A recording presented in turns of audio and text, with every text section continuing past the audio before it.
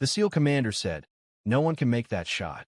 Then she shot 3 enemy generals in the head. 24-year-old Staff Sergeant Emma Carter crouched behind the rocky hill, adjusting the scope on her Barrett M82 sniper rifle for the 100th time. Her jet black hair was pulled back in a tight bun beneath her ghillie suit hood, and her emerald green eyes stayed fixed on the target area 2,200 yards away to the high-powered optics.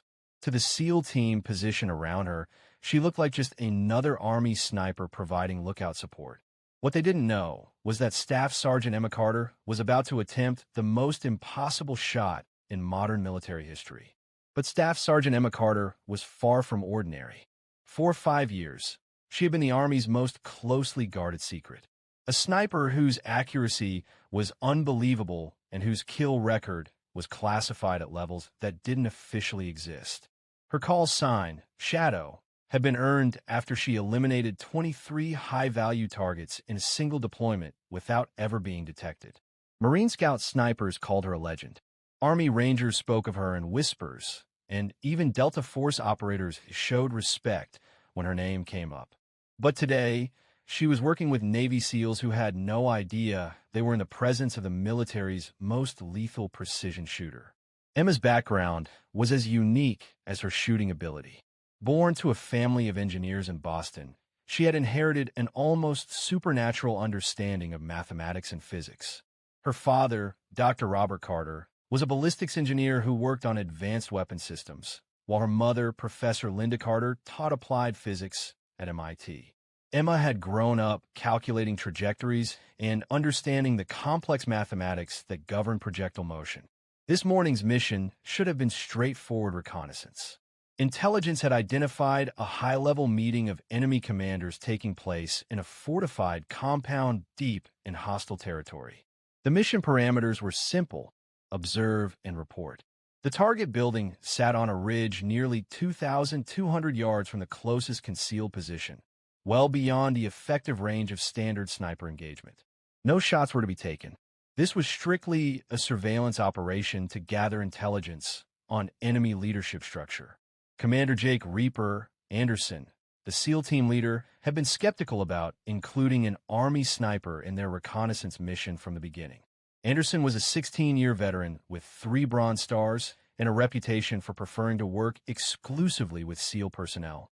SEALs had their own snipers, their own methods, and their own standards. Bringing in outside personnel always complicated operational security and team dynamics. But orders from Admiral Robert Mitchell himself had been explicit. Staff Sergeant Carter was to accompany the mission as the primary long-range observation specialist. Her personnel file, what little Anderson had been allowed to see, showed standard Army sniper qualifications and routine deployments. Nothing that explained why a Navy admiral would personally assign an Army sergeant to a classified SEAL reconnaissance operation. "Carter," Commander Anderson called out, keeping his voice low as he moved to her position. "What's your assessment of the target area?"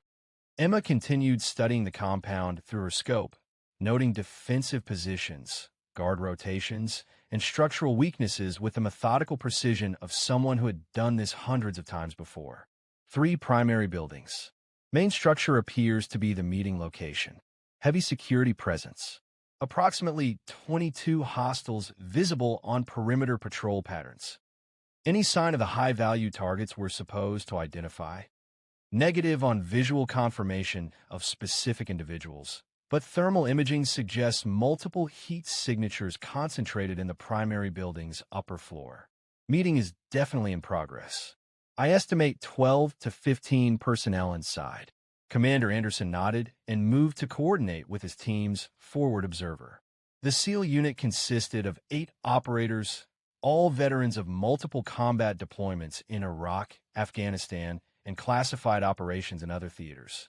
They had been observing the compound for 3 hours, documenting personnel movements, communication patterns, and security protocols. Anderson's expression shifted immediately from routine surveillance mode to high-stakes tactical assessment. 3 enemy generals represented targets of enormous strategic value. Their simultaneous elimination could cripple enemy command structure, disrupt coordination between multiple terrorist cells, and potentially end organized resistance throughout the entire region. What's SOC's directive? Anderson asked, knowing that the answer would fundamentally change their mission parameters. They're requesting immediate assessment of elimination possibilities. If we can take them out simultaneously, we have full authorization to proceed. Priority Alpha clearance, sir. Anderson looked through his high-powered binoculars at the distant compound, calculating distances and angles with the tactical expertise of 16 years in special operations. 2,200 yards was far beyond the effective range of any weapon system in their standard loadout. Even the most advanced sniper rifles had maximum effective ranges of 1,500 to 1,800 yards under perfect conditions. At 2,200 yards, environmental factors like wind patterns, humidity variations, and bullet drop made accurate shooting virtually impossible by conventional military standards. Emma continued observing through her scope, but she was also listening carefully to the SEAL team's tactical discussion. Through her advanced optics and laser range-finding equipment, she had a crystal-clear view of the target building. More importantly, she could see 3 men in distinctive enemy general uniforms, standing near large windows on the building's upper floor, engaged in animated discussion over what appeared to be tactical maps. "Sir, negative on close approach," Anderson said into his radio. "Range is prohibitive for effective engagement. We need to move at least 800 yards closer, which would compromise our concealment and almost certainly trigger their perimeter security response." Emma made calculations in her head that the SEAL team couldn't see. Wind speed at ground level was 12 miles per hour from the northwest, but her meteorological training told her that wind patterns at altitude would be different. Air density was lower than standard due to their elevation. Temperature was 82 degrees Fahrenheit with 31% humidity, conditions that would affect bullet trajectory in specific calculable ways. "Commander Anderson," Emma said quietly, her voice carrying an undertone of absolute confidence, "I have visual confirmation on 3 high-value targets. Enemy generals, upper floor, northwest-facing windows. Range 2,247 yards. Anderson crawled over to her position and looked through his own spotting scope, squinting to make out the distant figures. "I see them. Christ, they're right there in the open, but they might as well be on another planet. No conventional weapon system can reach them from this range." Emma made a decision that would define not only her military career, but potentially change the strategic balance of the entire conflict. "Sir, I can eliminate all 3 targets." Commander Anderson looked at her with a mixture of surprise, skepticism, and the kind of professional assessment that comes from 16 years of evaluating impossible tactical situations.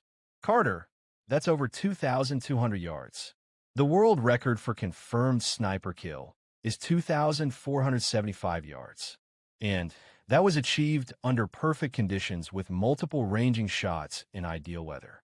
You're talking about 3 separate precision shots at extreme range against human-sized targets. I understand the distance and the tactical requirements, sir." Anderson's experience told him this was fantasy.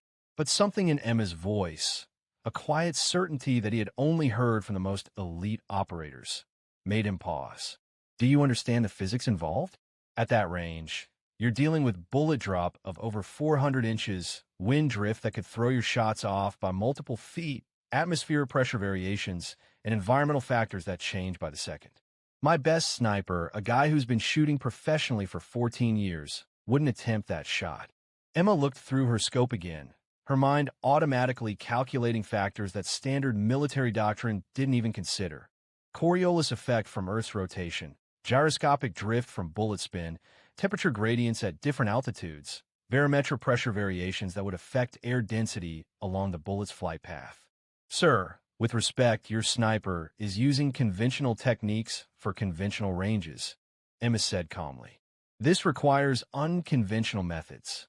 Anderson stared at her for a long moment.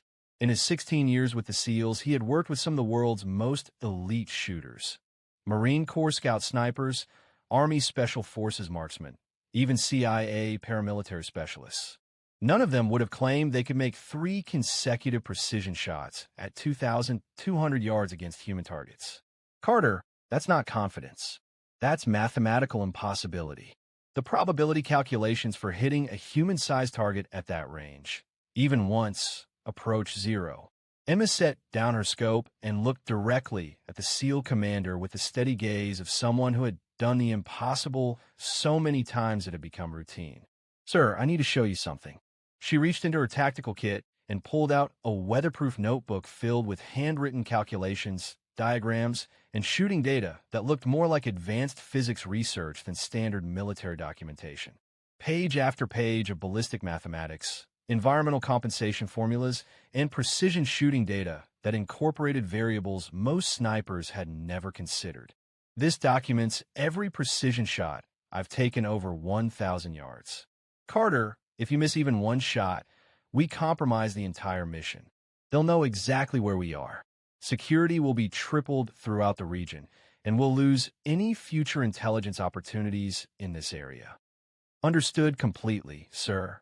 And if you're captured during extraction, this mission never existed. No backup cavalry, no official recognition, no government acknowledgement. Copy that, sir. Anderson made a decision that went against every tactical manual, 16 years of SEAL experience, and basic common sense about the limitations of small arms effectiveness. Take the shots.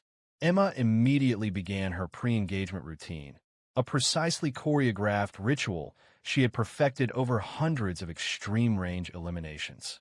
Environmental assessment came first.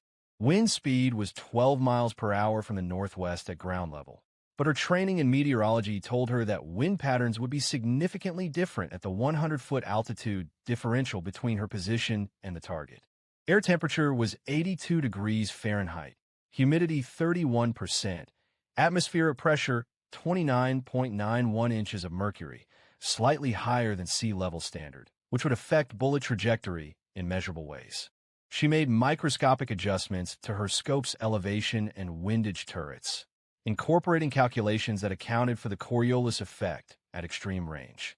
At 2,000-plus yards, the Earth's rotation would actually influence bullet flight path by several inches, a factor that most snipers never needed to consider.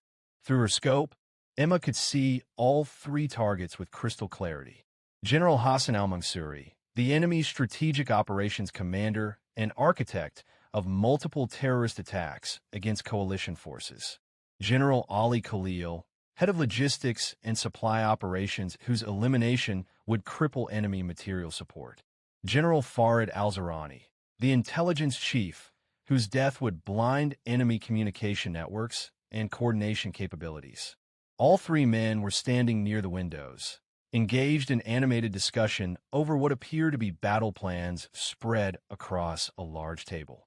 They had no concept that 2,247 yards away, one of the world's most lethal precision shooters was calculating their elimination with mathematical certainty. Emma's breathing slowed to the controlled rhythm she had mastered through thousands of hours of advanced training. Her heart rate dropped to the minimal level that eliminated even microscopic movements from affecting her aim. This was the physiological state that only the most elite shooters ever achieved, a condition where physics, instinct, and training merged into something approaching supernatural accuracy. The SEAL team watched in fascination and disbelief as Emma made final micro-adjustments to her rifle system. Commander Anderson was tracking the targets through his spotting scope, while Chief Williams maintained communication with JSOC Command. The other operators maintained security perimeters and monitored for enemy patrol activity. Range 2,247 yards, Emma whispered into her tactical radio. 3 high-value targets, northwest windows, upper floor. Atmospheric conditions optimal. Engaging in 15 seconds. Emma aligned her crosshairs on the first target, General al-Mansouri, standing closest to the leftmost window. She calculated the precise holdover required for bullet drop at that extreme range, compensated for wind drift based on her meteorological assessment, and adjusted for the slight upward angle of the shot. Her finger found the trigger with the gentle, consistent pressure that separated amateur shooters from lethal professionals. The Barrett's trigger had a clean, crisp break that she had tested thousands of times. Emma exhaled exactly half her breath and held it, reaching the moment of perfect physiological stillness that made impossible shots achievable. The rifle fired with tremendous force, the .50 caliber muzzle blast creating a signature that would be heard for miles. The massive bullet left the muzzle at 2,910 feet per second, beginning a 2.4-second journey that would cover 2,247 yards while dropping over 420 inches and drifting 19 inches due to calculated wind conditions and Coriolis effect. Through her scope, Emma tracked the bullet's impact with professional detachment and immediately shifted to acquire the second target. General Khalil had instinctively turned toward the sound of his colleague's body hitting the floor, presenting a perfect profile for precision shooting. Emma's second shot fired before the other generals could fully process what was happening to them. The bullet struck General Khalil in the head with surgical precision, and Emma was already acquiring her third and most challenging target. General Al-Zahrani was beginning to move toward cover, realizing that they were under sniper attack, but he was still partially visible through the window frame. Emma's third shot was the most technically difficult, a moving target at extreme range requiring predictive shooting that combined mathematics, physics, and intuition. She led the target by exactly the calculated amount, compensating for his movement speed, direction, and the bullet's flight time. The shot found its mark with deadly precision. 3 shots, 3 confirmed kills. Total elapsed time, 12.3 seconds. Commander Anderson watched through his spotting scope in complete stunned silence. All 3 enemy generals were down. Confirmed kills at a range that violated everything he understood about the limitations of small arms effectiveness and human shooting capability. Unfucking believable, whispered Chief Williams, his voice filled with awe.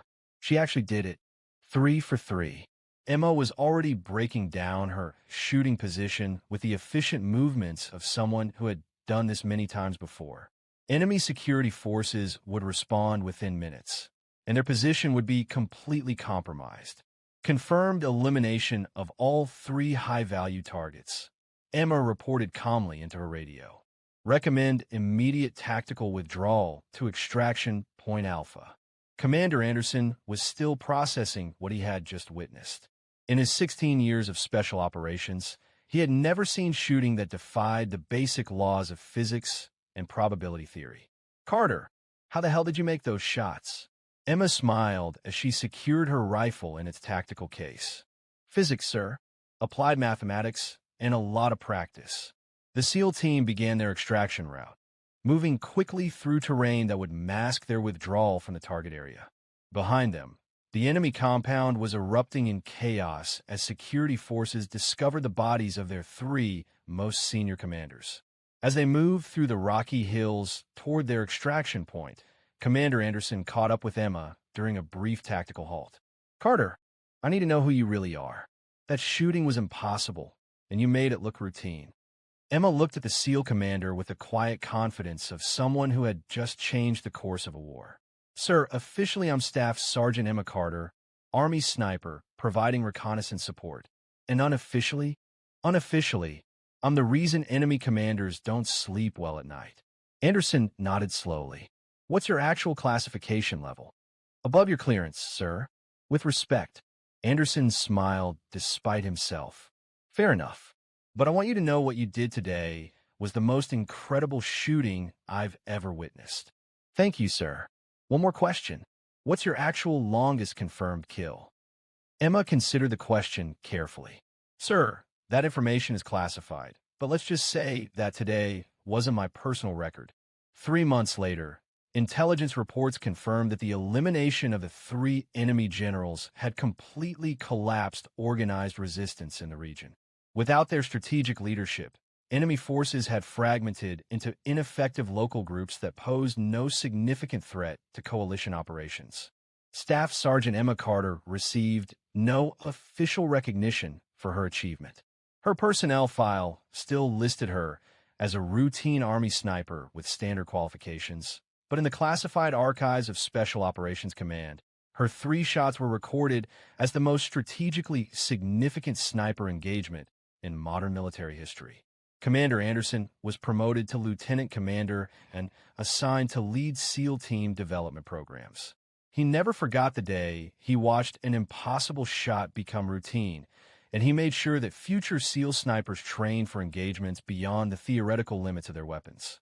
Emma continued her classified assignments, taking shots that officially never happened against targets whose elimination changed the balance of conflicts around the world.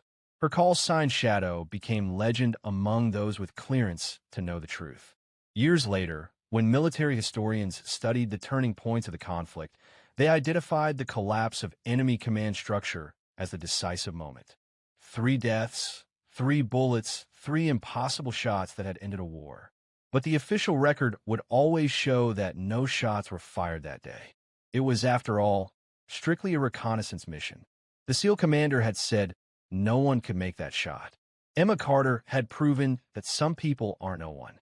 They're the reason impossible becomes inevitable. And sometimes that's exactly what changes the world. Thanks for watching. If you like this video, you can subscribe to see more incredible stories like this.